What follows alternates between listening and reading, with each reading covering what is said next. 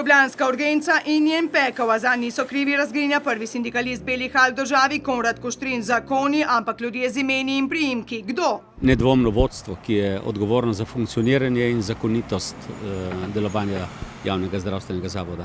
S prstom kaže na Simona Vrhunca, prvega moža naše največje bolnišnice, ker tišči glava v pesek pred odgovornostjo in lastno senco, ker je ves čas dobesedno ignoriral skrb vzbujajoča svarila, med drugim Anžeta Kristana, vodje travmatološke urgence. To nismo začeli opozarjati ta teden ali pa pred enim mesecem. Na to opozarjamo že leto do dve, da bo do tega prišlo in zdaj tudi je.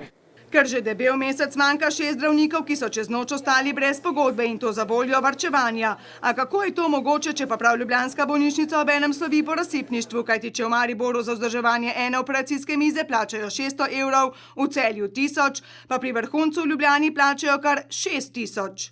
No, to je spet vprašanje za, ne samo za vodstvo, torej za direktorja kliničnega centra, tudi za tistega, ki ga je postavil.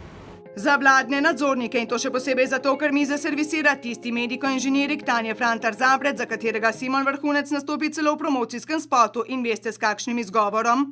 Jaz sem bil v tem, kar se tega tiče, zaveden. Pa je bil zaveden tudi glede poravnave in to sta istim podjetjem vpletenim v afero operacijske mize, ki jih klinika kupi za 5 milijonov in jih pri tem za pol preplača.